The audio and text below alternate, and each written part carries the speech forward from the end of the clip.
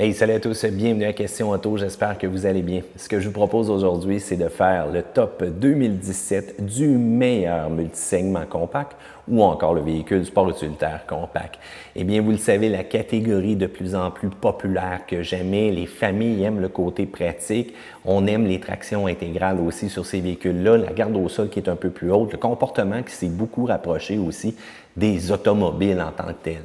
Donc, c'est pas pour rien que des fois les berlines sont en décroissance présentement et de plus en plus de gens aiment ces véhicules-là. Donc, ce que je vous propose de faire, c'est de sélectionner quel est notre préféré du côté de Question Auto. Je vous rappelle, peu importe quand pendant la vidéo, vous commentez en bas et on aime ça échanger avec vous. On commence tout de suite avec le Mitsubishi RVR ou encore le Outlander Sport si on reste de l'autre côté des lignes. Eh bien, en nouveauté pour 2017, on a les nouveaux tissus un peu à l'intérieur. On a amélioré quand même un peu la qualité. On a les contrôles de climatisation automatiques lorsqu'on va choisir la version de base. Et on a fait quelques modifications aussi, donc aux équipements. Du côté négatif, cependant, le confort n'est pas vraiment là, surtout dans les routes un peu comme on a ici du côté du Québec. C'est plein de nids de poules.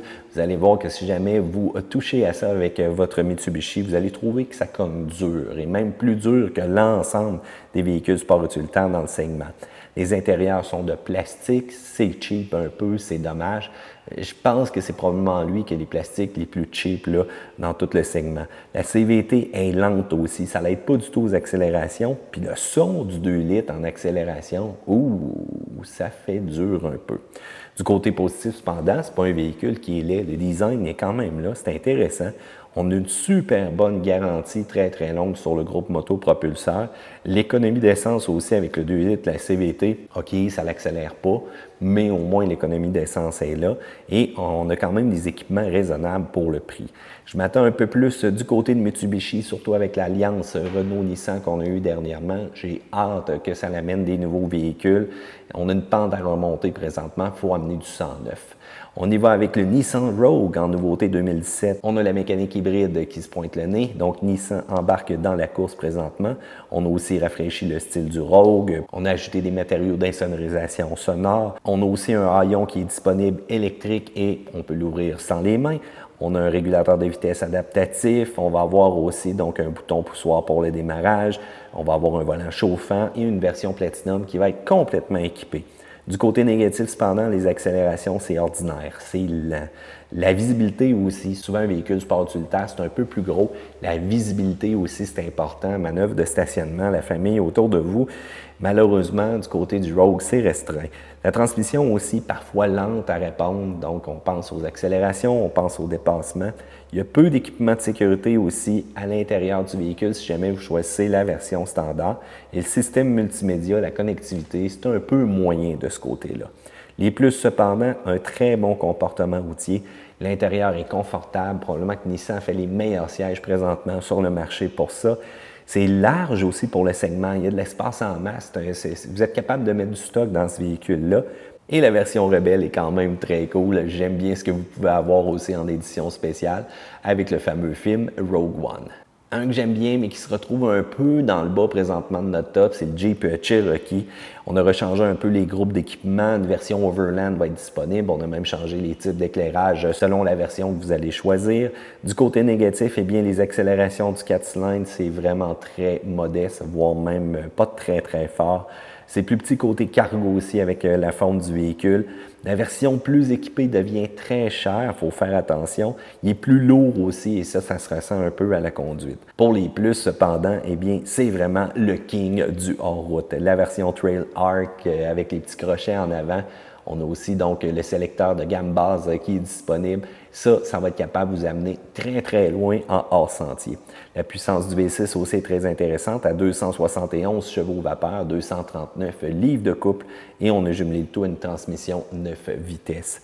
Le système multimédia avec l'écran 8.4 pouces est probablement l'un des meilleurs sur le marché et la suspension, si on va faire du hors-route, il faut que ça soit absorbant, mais ça apparaît sur la route aussi, très absorbant.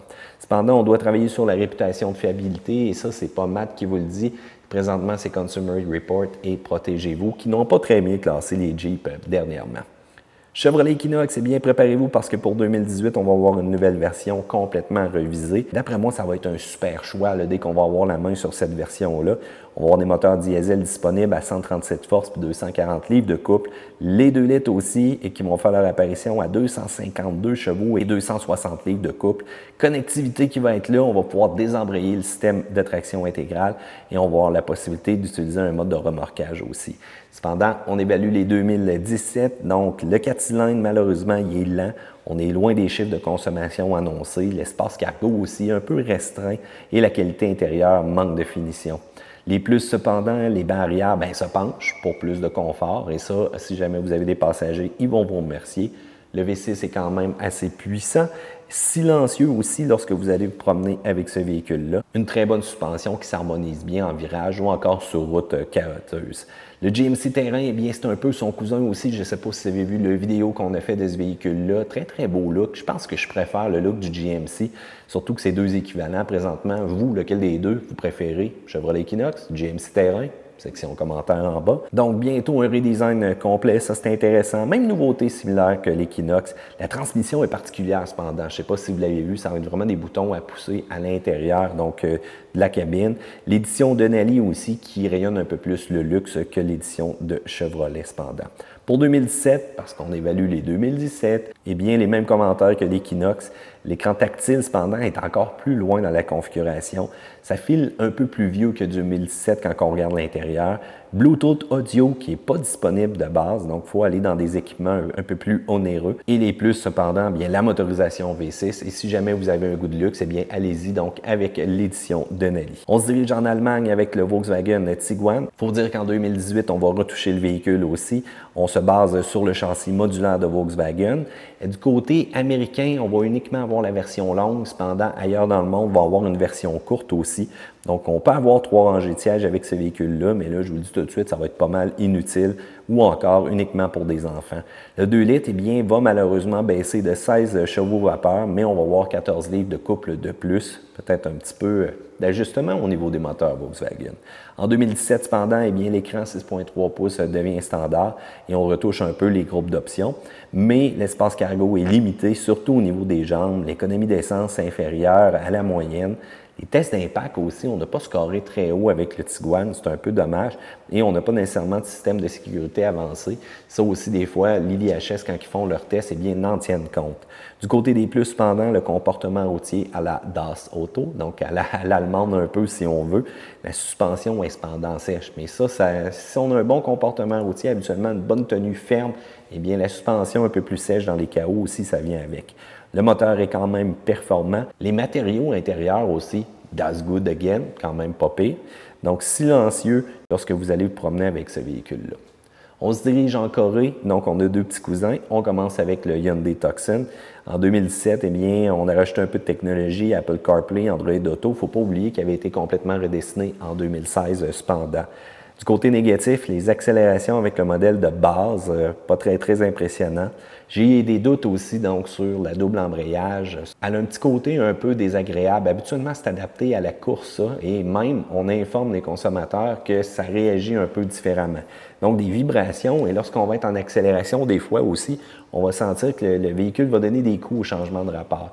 Est-ce qu'on a vraiment fait le bon choix? Est-ce que ça va être fiable, surtout à long terme? J'ai hâte de voir, mais si jamais vous avez de l'écho à me donner, je suis preneur, section commentaire en bas. On a moins d'espace aussi que les rivaux présentement dans le segment pour ce véhicule-là. Du côté des plus, eh bien, le turbo est quand même puissant et on a une bonne économie avec la motorisation la plus forte. Plein d'équipements standards, incluant de la sécurité en masse. C'est confortable et c'est super au niveau des tests d'impact. On a quand même réussi à scorer très haut.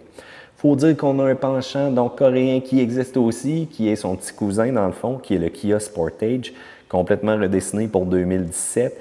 Plus raffiné, moi je trouve cependant, mais je veux savoir lequel des deux vous choisiriez. Section commentaire en bas. Les points négatifs, eh bien, on a tenté de faire un Porsche. Quand je regarde ça, j'ai l'impression de voir un petit Macan. Est-ce qu'on essaie trop côté design présentement?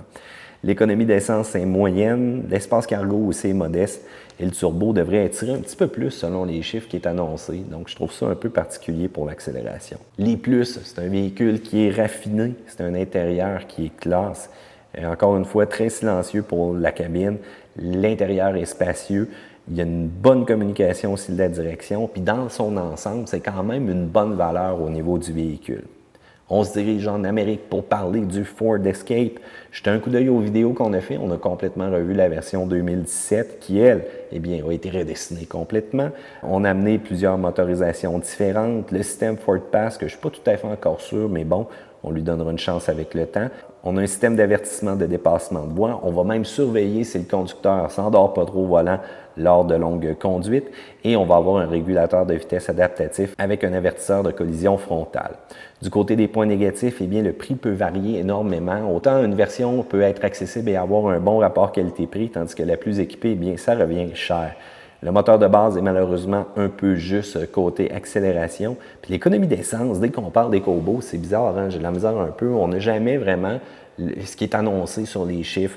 Même, c'est très difficile de réaliser ce que le manufacturier a dit. Puis en plus, ça prend de l'essence premium, voire même des fois 93 d'octane. L'espace intérieur est malheureusement moyen. Du côté des plus, cependant, la puissance est là, les bonnes accélérations avec l'EcoBoost 2 litres qu'on peut avoir en option, mais préparez-vous, il est un petit peu gourmand. Une tonne de technologie aussi comme le système Sync 3, Android Auto, les prises USB sont là.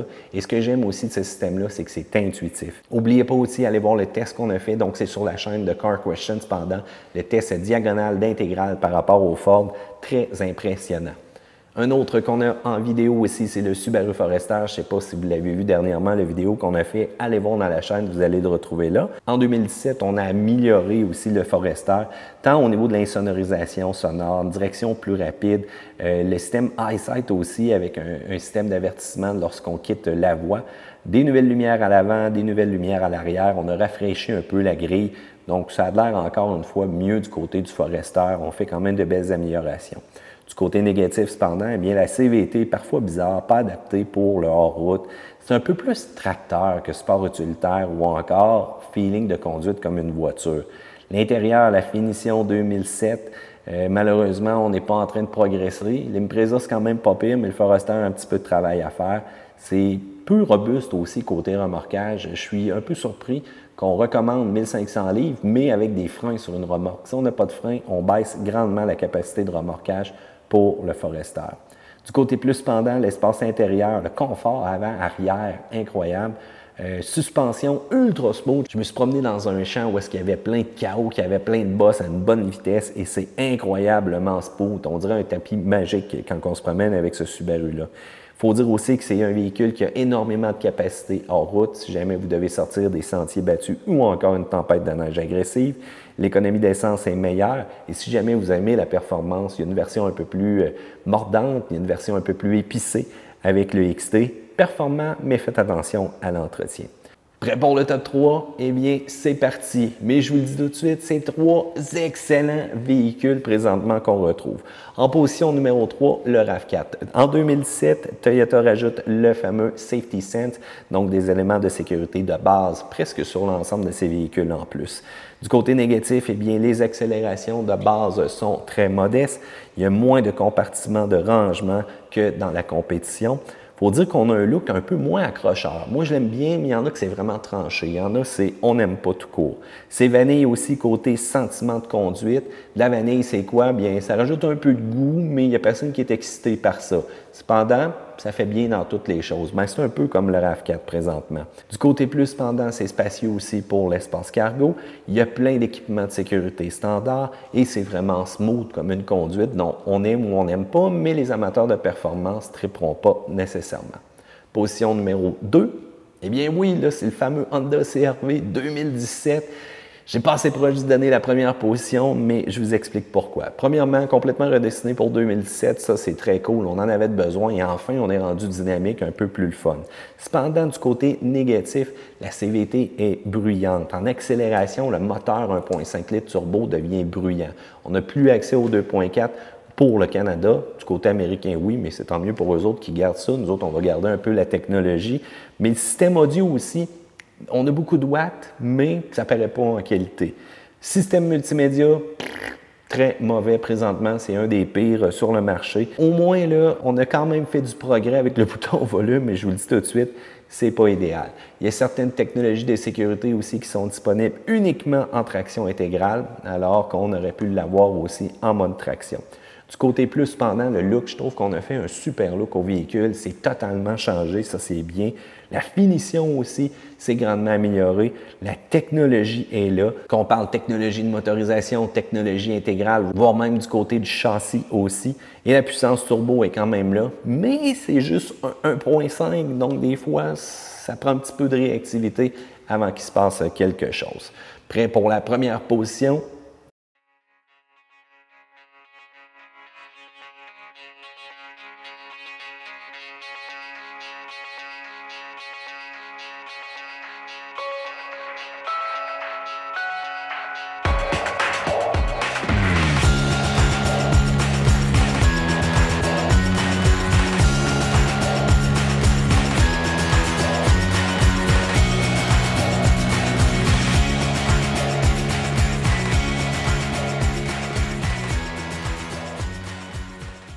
Tadam! Le Mazda CX-5. En 2017, eh bien, on a un rafraîchissement. On va avoir même une possibilité d'avoir un 2.2 litres turbo 4 cylindres diesel. Il y a des rumeurs présentement à 173 forces et 310 livres de couple. Wow! Il faut dire qu'aussi Mazda a rajouté un contrôle vectoriel de couple qui va aider donc aux amateurs de performance ou encore tout simplement à la stabilité du véhicule quand vous allez être en virage en réduisant un petit peu le torque à la roue intérieure et de nous propulser donc dans le virage. Ça va être quand même très bien. Du côté négatif, eh bien, il manque Android Auto et Apple CarPlay, mais son style de 2013 un petit peu aussi se fait ressentir, mais bon, au moins on a un bon rafraîchissement.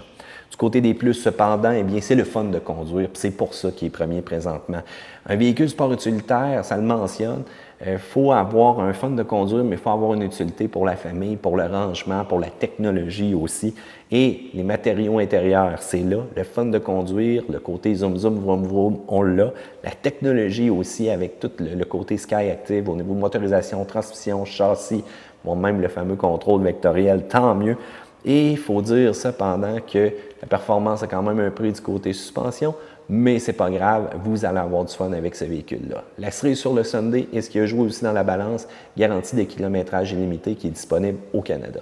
Eh bien voilà, c'est pourquoi le CX-5 a fini en premier. Êtes-vous d'accord? Êtes-vous pas d'accord? Une chose est sûre, moi je suis très à l'aise avec ma suggestion, vous ne serez pas déçus, allez l'essayer, mais dites-vous que c'est quand même 3 excellents véhicules dans le top 3 présentement, même top 3, 4, 5, là, vous ne serez pas déçus avec ces véhicules-là. La qualité s'améliore grandement et les manufacturiers veulent toujours donner le meilleur de ce qu'ils peuvent. Je veux vous entendre, section commentaires en bas. N'oubliez pas, pouce en l'air sur cette petite vidéo-là parce que vous l'aimez. Et n'oubliez pas aussi de vous abonner à Question Auto parce qu'on va avoir d'autres vidéos pour vous. À plus, gang!